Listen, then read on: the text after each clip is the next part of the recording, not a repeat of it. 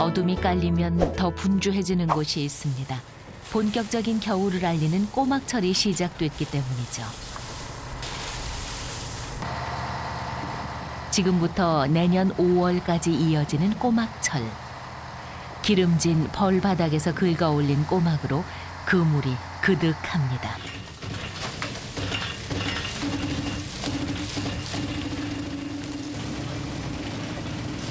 전국 새꼬막 생산량의 80%를 이곳에서 담당하고 있습니다. 10월 좋아져 이젠 트럭에 실어 하루면 전국에 보내지는 꼬막. 몇십 년 전만 해도 안악들이 발품을 팔아 했던 일이죠.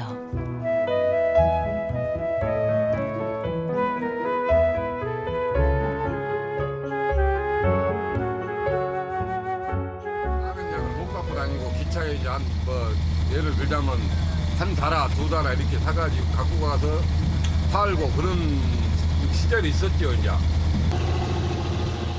지철 맞은 꼬막잡이는 자정부터 시작돼 다음 날 동틀 때까지 이어집니다.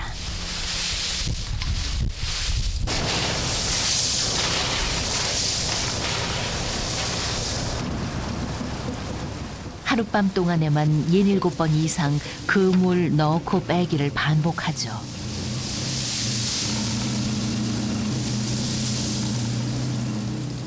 끌어올릴 때마다 미어 터지게 올라오는 꼬막 덕분에 배는 이미 만선.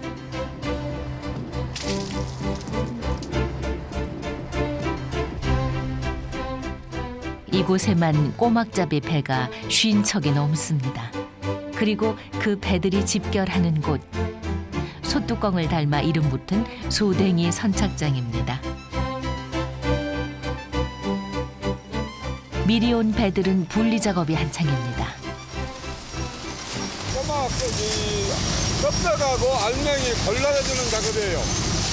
자, 알맹이만 올라가야지 껍데기까지 올라가면 안 되지 않습니까?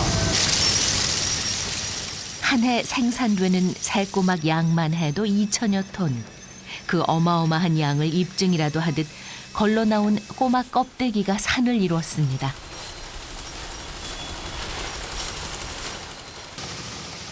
알 꽉 들어찬 꼬막만 씻고 담아 서울로 올려보낼 채비 마쳤습니다. 이젠 전라선이 아닌 트럭을 타고 말이죠.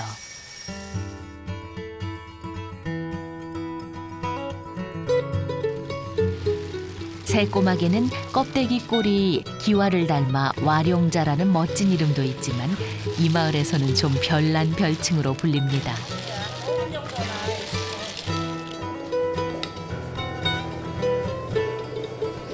이게 수저로 못 가니까 이 똥구멍 있잖아요. 이걸로 이렇게 깐다 해서 사람들이 이름을 똥구멍이라 붙이는 거지 새꼬막이에요. 겨울을 나기 위해 통통하게 살을 찌우는 지금이 제일 맛있다는 꼬막. 누구나 가난했던 시절에도 이 마을 사람들은 배를 골지 않았다죠. 쌀독은 비었어도 바다에 나가면 꼬막이 지천이었기 때문입니다.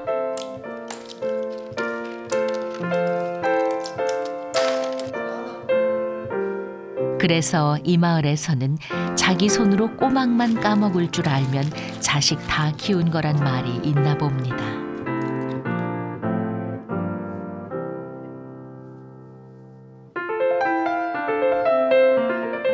안악들에게 꼬막은 쌀이었고 또 자식들 공부 가르칠 돈이었습니다. 지금은 20kg가 한 자루지만 옛날에 24kg 쌀을 달았어요. 그래가지고 그거를 이고 또 바구니에다 들고 그러고 새벽 2시, 1시 반쯤에 하고 먼 시장에 가서 아침 저제 캄캄할 때 그 손님들한테 팔려고 장사꾼들한테 팔면 장사꾼들이 상인이 사가지고 막 서울로나 저 일이 걷던 데로 남원으로 많이 가고.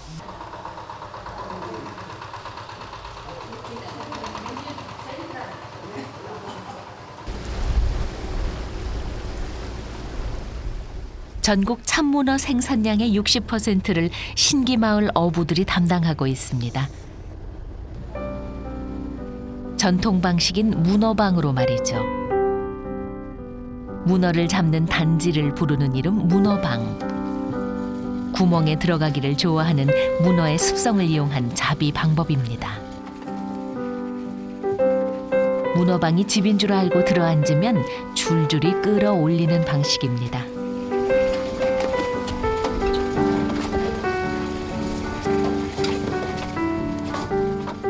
스스로 기어 나오는 문어가 대부분이지만 간혹 고집불통인 문어를 만나기도 합니다. 쥐 살을 뜯어먹는 한이 있더라도 몇 달씩 틀어박히기도 한답니다. 그럴 땐 신기마을 어부들이 쓰는 특효약이 있습니다. 이것만 있으면 고집쟁이 문어도 고분고분 제 발로 기어 나오게 만들 수 있다죠. 옛날에는 이제 방망이를 막 뚜답 했는데 노상일이 나무를 갖고 만들라고 뚜답 했는데 요새는 이제 속만 찌더라고 나와본다고. 살아 있어야 더 좋은 값을 받기 마련. 수조에 넣어 뭇까지 살려가야 하기에 문어잡이 배에서는 굵은 소금이 필수가 됐습니다.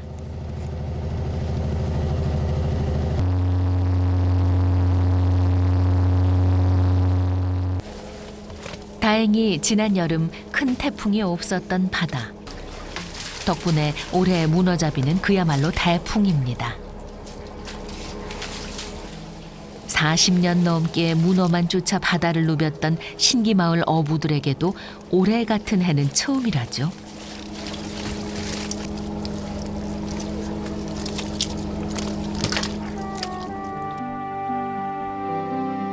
문어 풍년 맞아 안악들 손이 바빠졌습니다. 팔고 남은 문어를 손질해 말리는 작업은 신기마을 안악들의 목. 문어를 말릴 때 없어서는 안 될 게 요 칡넝쿨입니다. 말린 칡넝쿨을 문어 머리에 끼워 모양을 내 말리면 예쁘게 잘 마른다죠. 낮에는 볕에 내다 말리고 밤에는 실내에 연탄을 피워 말리기를 사흘간.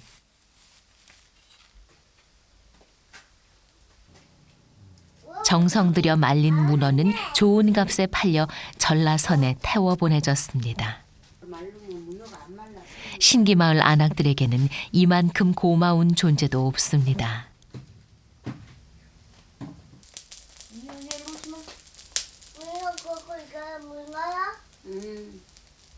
신기마을에서는 말린 문어를 탄불에 구워 다듬이돌 위에 올려놓고 팡팡 두드려 먹는다죠. 보드랍게 두드린 문어를 자식들 입에 넣어주면 그것만큼 뿌듯한 게 또 없었습니다. 옛날에는 요걸 이렇게 잡아갖고 이제 또 말라서 팔아서 이제 애들이 이제 교육비 하고. 신기마을에서만 들리는 소리와 함께 밤이 깊어갑니다.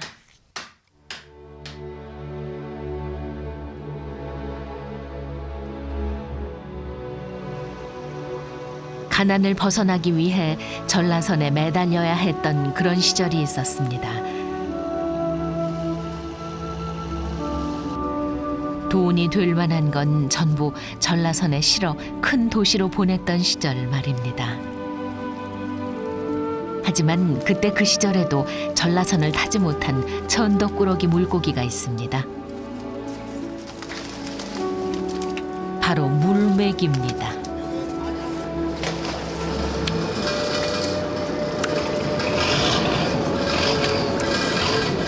옛날에는 아쿠나, 삼식이, 물메기 이런 거는 기름기 없는 고기는 안 알아줬습니다. 옛날에 배고픈 시절이라 기름기가 있어야 조금 아무래도 배가 좀 불렀던 모양이에요.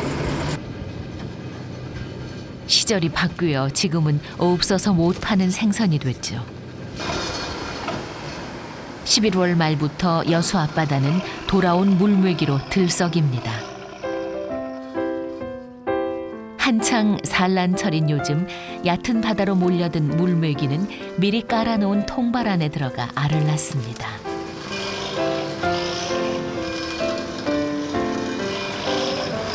메기 알. 메기 알이야. 메기 알을 붙이기 위해서 저 어장으로 들어오는 거예요. 먹이도 없는데. 암컷은 알을 낳기 위해 통발로 들어오고 수컷은 암컷을 따라 들어오는 거죠. 그런데 수조로 던져지는 몸집 큰 수컷들과 달리 암컷들은 바닥 위를 나뒹굽니다.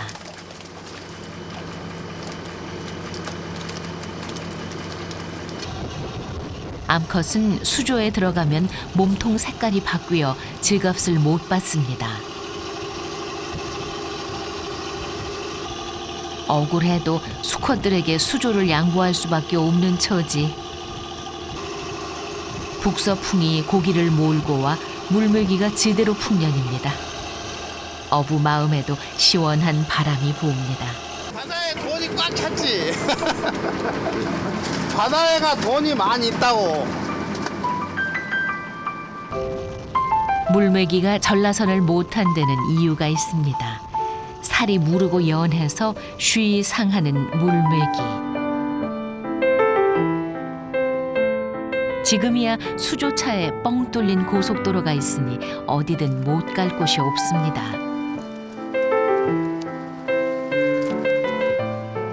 보기 드문 물메기 풍년에 지나가던 이들마저도 발길을 멈춥니다.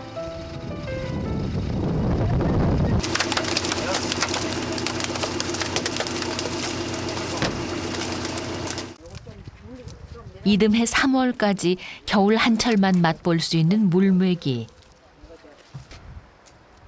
오래 두고 먹으려 여수 어부들은 겨울바람에 물메기를 말렸습니다.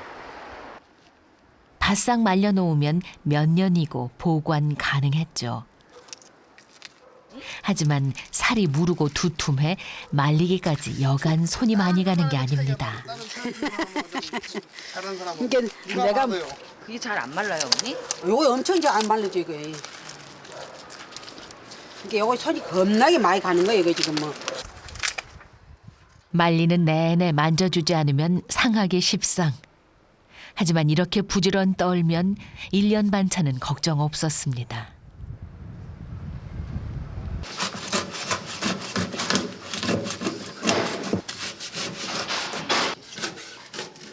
말린 물메기는 국으로 끓여도 좋지만 으뜸은 양념장에 묻혀 쪄낸 물메기 찜입니다.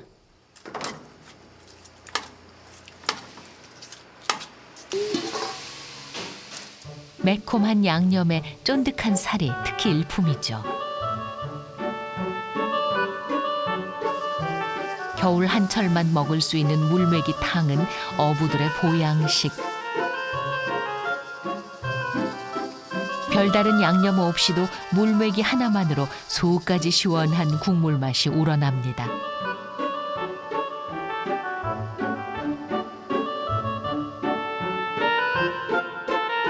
밤새 시린 바닷바람 맞고 돌아온 어부에게 부드러운 물메기탕만한 게 또 있을까요?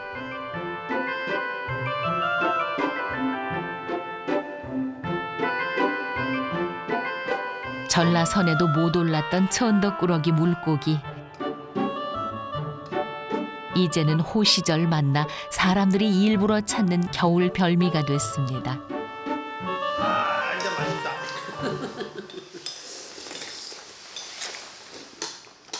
뱃사람들이 먹어보고 맛있으니까 자꾸만 그 이제 선호돼 가지고 이제 요즘은 이제 정적으로 확산이 된 거지.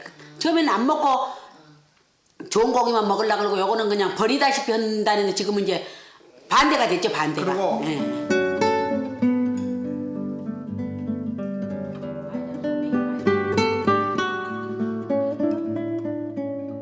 오늘도 하루만큼 달라진 세상.